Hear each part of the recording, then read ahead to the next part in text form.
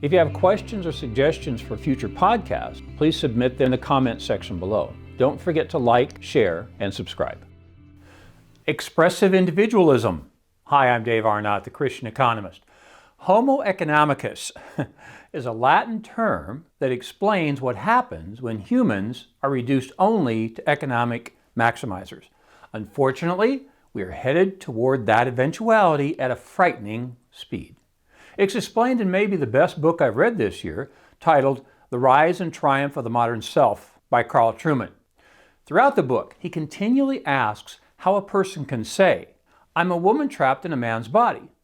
I'm old enough to remember when a comedian named Sid Caesar said something that silly. We'd all laugh and we'd wait for the next punchline. But Carl Trueman helps us understand not only why we take such an objectively untrue statement not only seriously, but we are encouraged to help the person discover the woman inside the man. Relativism. As Grandma Ginger says, one of our grandsons claims to be Spider-Man about half the time, but we don't believe him. Okay, then why are we forced to believe the obviously false statement, "I'm a woman trapped in a man's body"? Because who owns the body determines what we can do with it. If God owns it, we ask him. But increasingly, folks are taking only the economic, self-interested view and are claiming they can make of their bodies whatever the economic environment demands. It really is the nadir of relativism, which says, my idea that all ideas are equal is better than your idea. Okay, that makes no sense, at least to a rational economic decision maker. And that's what economists assume we are. But as Trueman writes, quote, "When the agreed upon rational basis for debate is gone, all that is left is emotional preference," end quote. He explains the philosophic underpinnings this way, quote again, "With Nietzsche, we see clearly two pathologies of our present age receiving philosophical explication: the tendency to be suspicious of any claims to absolute moral truth and a rejection of religion as distasteful," end quote from Carl Trueman. Look, when Abraham decided there was one God, the world changed and it's never gone back. Now his idea, or God's idea, was planted into an environment of multiple gods. They still exist. I'll do a podcast sometime when I review the book God is Not One by Stephen Prothero.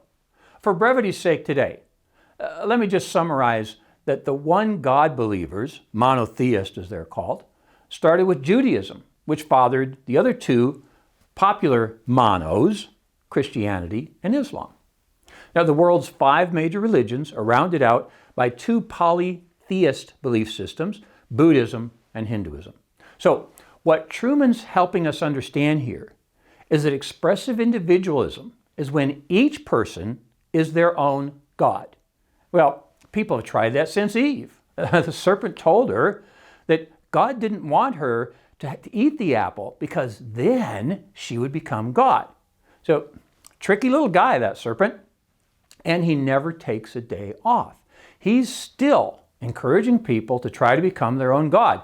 It never works, but people keep trying. God creates, humans discover. Now, this key assumption of the Christian worldview is best explained by Albert Walters in his rather theologically based book titled Creation Regained.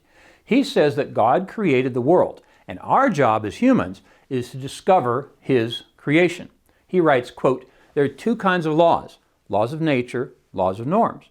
Now, we're familiar with the laws of nature, the regular order of things, of physical things, you see, of plants and animals. These include the laws of gravity, motion, thermodynamics, photosynthesis, and heredity." He goes on to explain that these are God's natural laws, which we humans discover in the disciplines of physics, chemistry, and biology. But the laws of nature, now we're not so sure about those.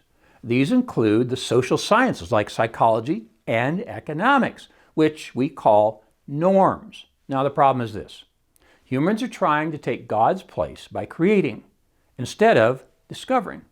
In economics, I have termed this economic humanism, and it's the title of my podcast number 21. We think the government, through fiscal policy, and the Fed, through monetary policy, create the economy. But they don't. They discover ways of applying economics. Just this week, Fed Chairman Jerome Powell announced a slowing of the interest rate increase, and the stock market went up 1.5% in one day. That's artificial. That's not a true representation of the reality of the market. It's Wizard of Oz pretenders acting like God. This is what Carl Trueman calls expressive individualism. It's when individuals feel so empowered to express themselves, they think they can create their own bodies. Here's Trueman in his own words, quote, "Expressive individualism thinks of creation more as a case of raw material that we can manipulate by our own power to our own purposes." He continues, quote, "These are the philosophical claims of Friedrich Nietzsche, in which human beings are called to transcend themselves, to make their lives into works of art, to take the place of God as self-creators and the inventors, not the discoverers of meaning," end quote from Carl Trueman. See, in the relativist way of thinking, the world has no meaning. So significance can be given to it only by the actions of human beings. Meaning is created by humans, not given by God in this way of thinking. But as Christians, we believe the opposite. God creates, we discover. Economics. So what's this have to do with economics? Well, a lot. Private property is a key plank in the Christian economic belief system. But obviously, it's taking the idea way too far to think that an individual has the freedom to change their gender. We believe that's a part of the creational order that I just talked about, and we do not have the power to change that. Now, secondly, there's also the idea of markets. America has a market for religion, says Benjamin Friedman in his book, Religion and the Rise of Capitalism. During colonial times, we didn't. There were state churches. Some pesky Baptists wanted to cross into those states to preach, so they appealed to Thomas Jefferson, who wrote the famous line in a letter about the separation of church and state to those Baptist pastors. So since then, we've had a highly competitive market for religion in America that has actually favored Christianity. That's because the Christian worldview of creation, fall, redemption is really the way the world works. Where does expressive individualism fit in? It doesn't. It's not only way out in left field, it's beyond the bleachers in left field. It's just not consistent with reality. Let me quote Trueman again. Quote, "The ancient Athenian was committed to the assembly, the medieval Christian to his church, and the 20th century factory worker to his trade union and working man's club. All of them found their purpose and well-being by being committed to something outside themselves. In the world of psychological man," Trueman continues, "the commitment is first and foremost to the self and is inwardly directed," end quote. See, that's what Trueman calls expressive individualism. In response to a recent article by Trueman in the Wall Street Journal, someone wrote, quote, "Church is not relevant to me nor many of my friends," end quote.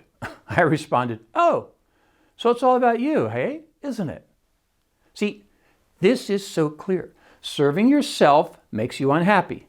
Serving others makes you happy. That's why one of my most often stated phrases about Christian economics is, if you love your neighbor, you will supply her with products and services she demands. If you love yourself, you'll make a profit while doing so.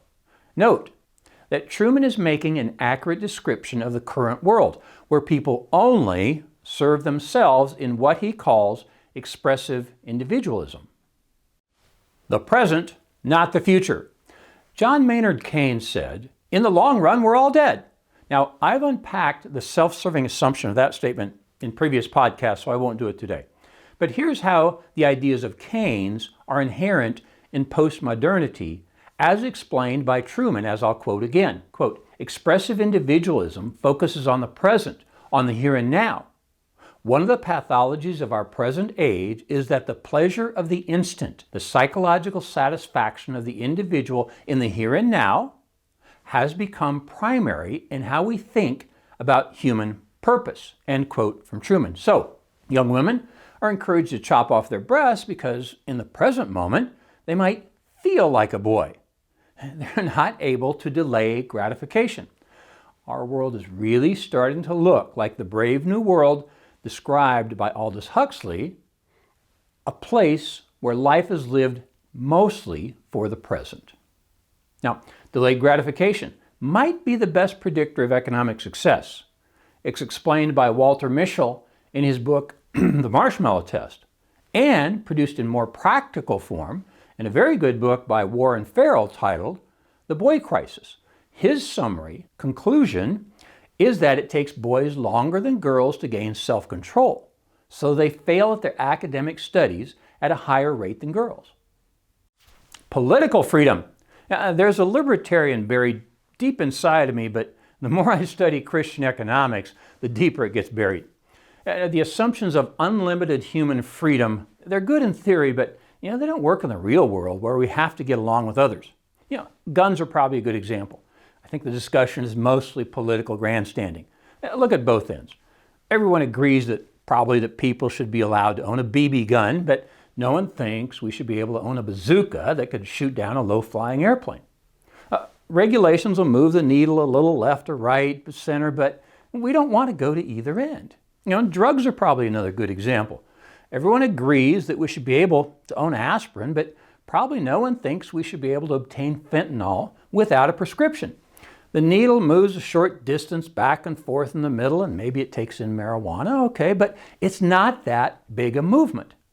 Here's how Professor Walters explains it in his book that I've quoted earlier, called Creation Regained. Quote, "To the religion of the Renaissance humanism that has shaped the secularism of the West, humanism defines freedom as obeying no law but one's own. Biblical religion contends the very opposite is true. People are defined by their servanthood when they obey the law of the Creator." Walters continues, "Humanism considers law to be the contradiction of freedom. The Bible considers law to be the condition of freedom." End quote from Walters. Now, individualism is good in Christianity. We believe we only gain our salvation as an individual. It's good in governance because we favor a relatively democratic government over a monarchy. And it's good in economics because it is individuals making decisions that make the markets that we so love. Individualism is aligned with God's design. Expressive individualism is not. I'm Dave Arnott, the Christian Economist. Fear God, tell the truth, earn a profit. See you next time. For more information, please visit us online at davearnott.com. If you have questions or suggestions for future podcasts, please submit them online or in the comments section below. Don't forget to like, share, and subscribe.